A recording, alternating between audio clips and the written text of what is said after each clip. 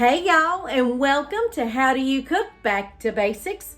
On today's video, I will be sharing with you 4 different absolutely delicious soup recipes.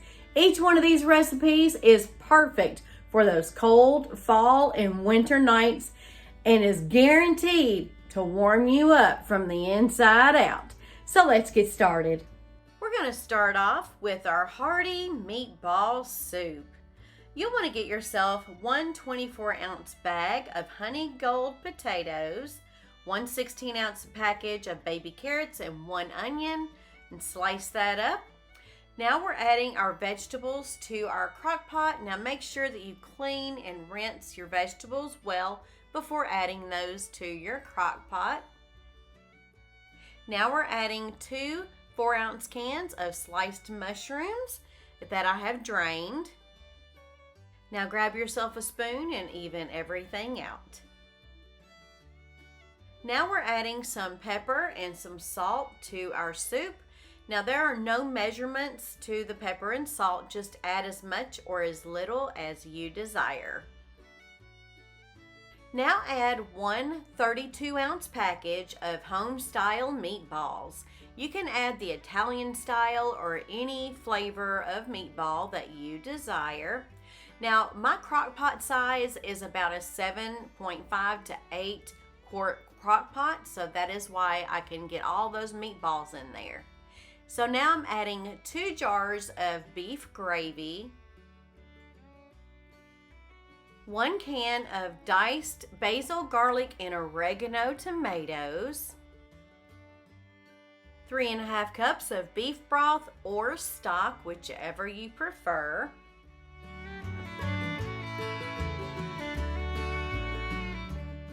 and 2 cups of water. Give your soup a really good stir, cover, and cook on high for 4 hours. Once your 4 hours is up, we're adding one 12-ounce package of frozen whole kernel corn. Now once you've added your corn, give that a really good stir and cook for another 45 minutes to an hour on high. This soup is super hearty and delicious, and you can easily modify this recipe. Now this soup works well in the freezer if you want to put some of that up for another meal.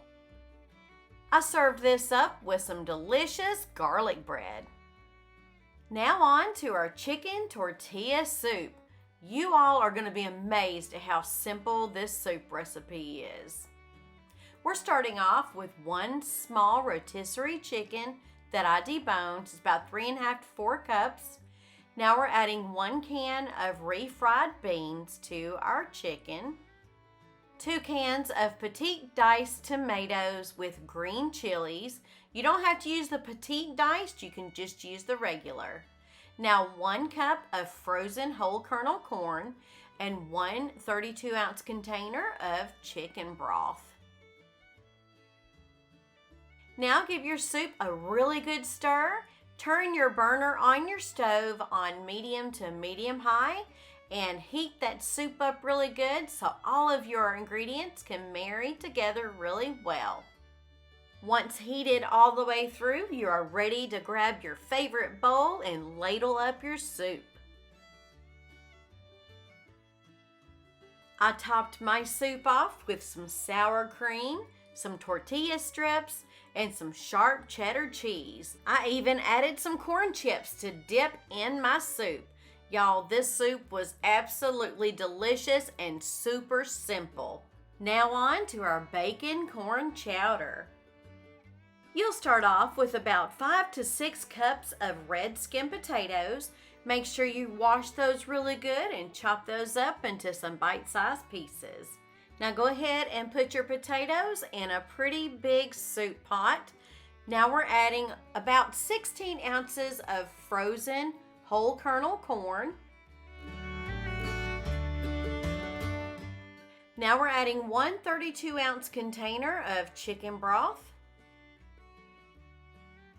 and 1 cup of water, 1/4 cup of dried minced onion, 7 to 8 slices of bacon that have already been cooked and chopped, 2 teaspoons of garlic salt, 1 teaspoon of black pepper, and 1/4 teaspoon of turmeric.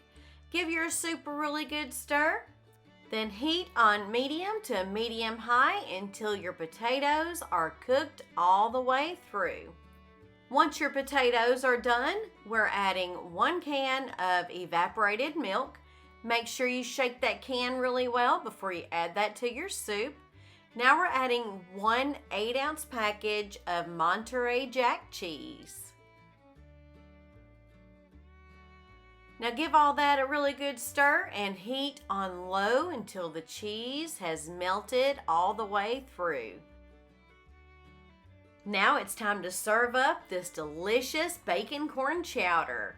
I went ahead and added some more crispy bacon on the top and some chives for color. Last but not least is our broccoli cheese soup. We're going to start off with 6 tablespoons of real butter. Melt that up really good. Once melted, we're going to add 1 cup of chopped onion.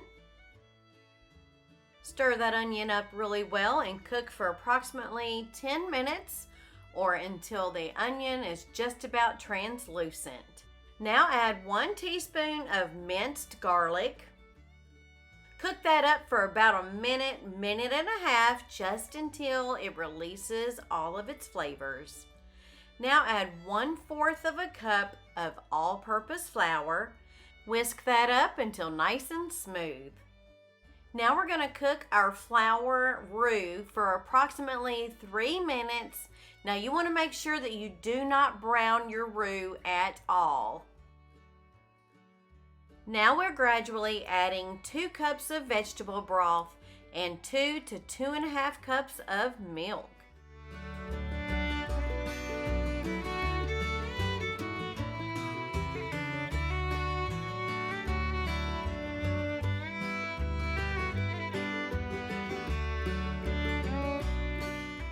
To our sauce, you'll add 1/4 teaspoon of ground nutmeg, 1/4 teaspoon of black pepper, and 1/2 teaspoon of salt. 1/8 of a teaspoon of Texas Pete hot sauce, and 1.5 teaspoons of Dijon mustard. Mix your spices up really well, then cook for an additional 15 minutes or until nice and thickened.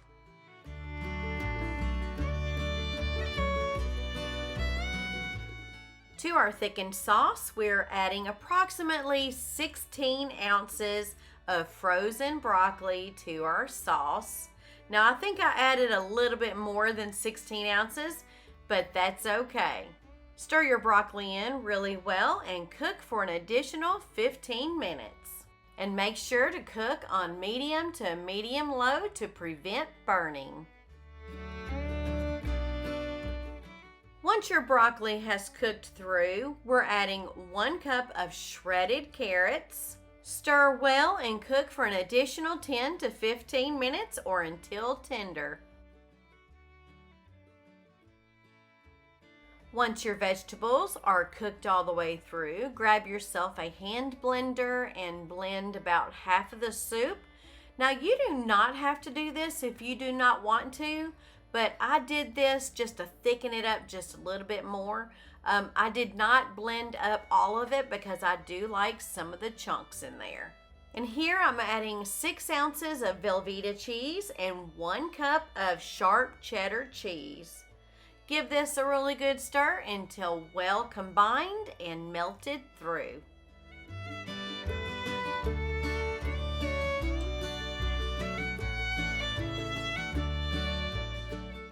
Now grab your favorite soup bowl or mug and enjoy. I served this up with some garlic bread and some oyster crackers. So which one of these soup recipes do you think you will enjoy the most? Put that down in the comment section below because I would love to know. I hope you all enjoyed this episode on How Do You Cook Back to Basics. And if you did, please hit that like button and please do consider subscribing if you haven't already done so. And don't forget to hit that bell notification so you're notified every single time I upload a new video. Until next time, y'all. Bye-bye now.